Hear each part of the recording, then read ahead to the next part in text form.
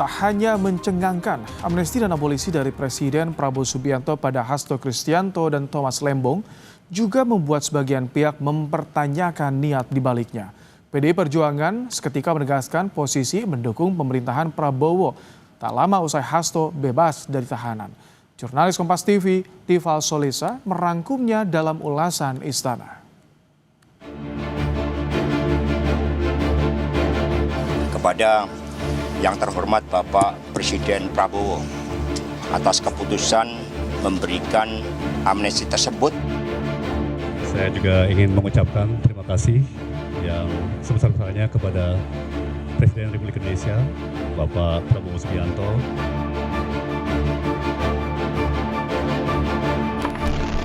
Publik dibuat kaget.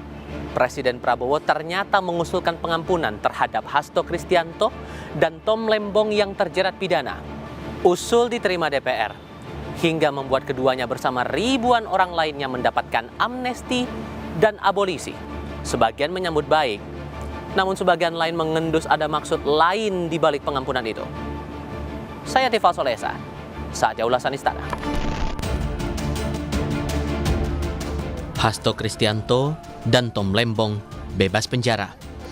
Keduanya bisa menghirup udara bebas berkat pengampunan yang diberikan Presiden Prabowo Subianto. Prabowo memberi amnesti untuk Hasto Kristianto, sementara Tom Lembong mendapat abolisi dari Prabowo. Baik Hasto dan Tom Lembong berterima kasih pada Presiden Prabowo. Dan akhirnya oleh Presiden Prabowo dibebaskan dengan amnesti. Saya sangat bersyukur dan mengucapkan terima kasih kepada Bapak Presiden Prabowo.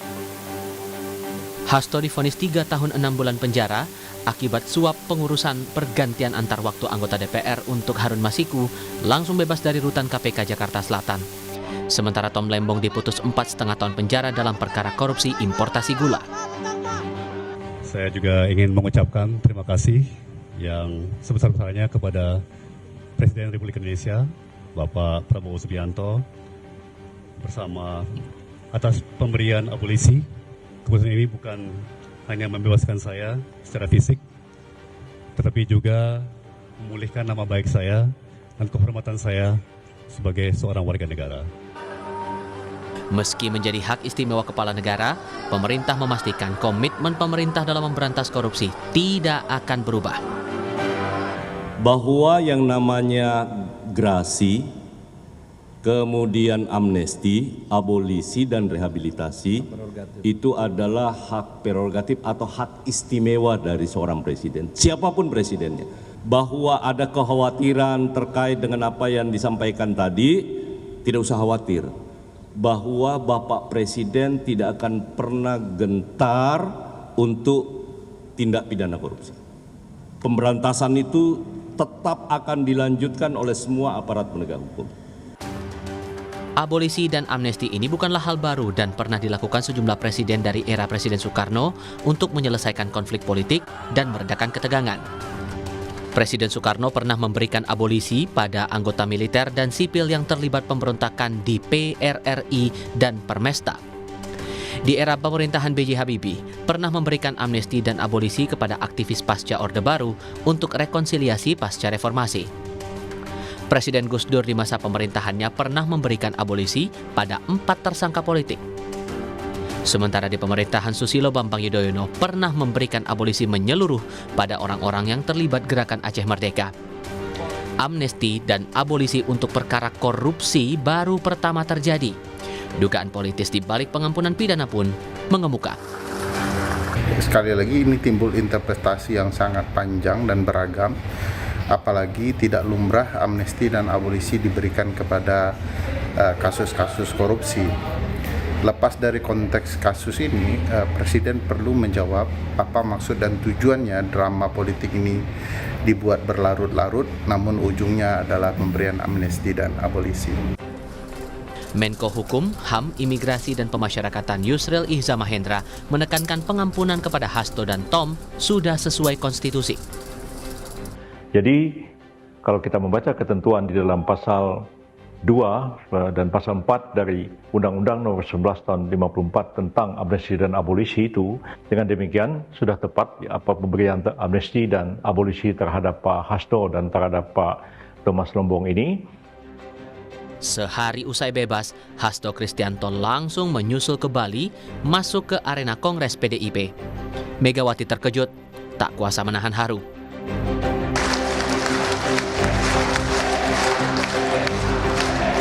Megawati Soekarno Putri yang kembali terpilih sebagai Ketua Umum PDIP, tegas bilang mendukung pemerintah asalkan kebijakan itu berpihak pada rakyat. PDI Perjuangan tidak memosisikan sebagai oposisi dan juga tidak semata-mata membangun koalisi kekuasaan.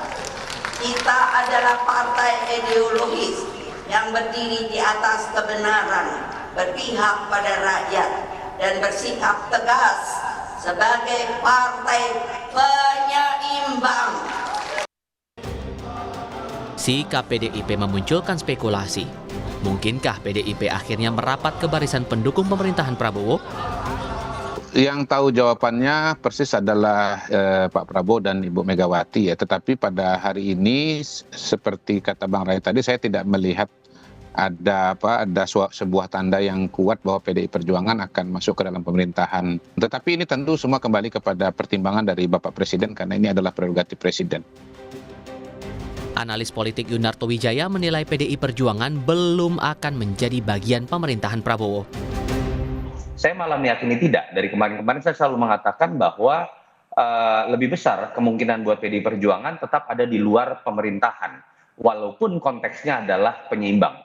Lalu apa yang membedakan peristiwa amnesti, kembalinya Mas Hasto, dengan kemudian posisi politik PDI Perjuangan tetap ada di luar barisan pemerintahan, tapi paling tidak posisi di luar pemerintahan ini ditempatkan dengan lebih objektif. Tidak ada unsur dendam sejarah politik. Jadi akhirnya memang harus diakui ini menjadi kabar baik buat PDI Perjuangan, kabar baik juga buat paling tidak Pak Prabowo Subianto, walaupun kita tahu kalau berbicara dalam konteks hubungan antara PDI Perjuangan dengan kekuatan politik Jokowi, tetap masih ada tembok penghalang yang menurut saya masih jauh dari selesai. Usai menerima abolisi, Tom Lembong melaporkan majelis hakim yang menjatuhkan vonis 4,5 tahun penjara padanya ke Badan Pengawasan Mahkamah Agung. Selain ke MA, Tom juga melaporkan 3 hakim ke Komisi Yudisial terkait dugaan pelanggaran etik perilaku hakim. Sementara itu, KPK menyebut meski mendapat amnesti, status bersalah tetap melekat pada Hasto Kristianto. Amnesti yang diberikan Presiden Prabowo justru memperjelas hal itu. Bahwa dari proses penyelidikan, penyidikan, dan penuntutan yang dilakukan oleh KPK, baik aspek formil maupun materialnya semuanya sudah diuji, baik di pra-peradilan maupun oleh Dewas ya, secara etik semuanya dinyatakan bahwa proses yang dilakukan oleh KPK sudah tepat. Bahkan dalam proses persidangan pun majelis hakim juga sudah menyatakan bahwa tindakan yang bersangkutan dinyatakan terbukti dan divonis 3 tahun 6 bulan.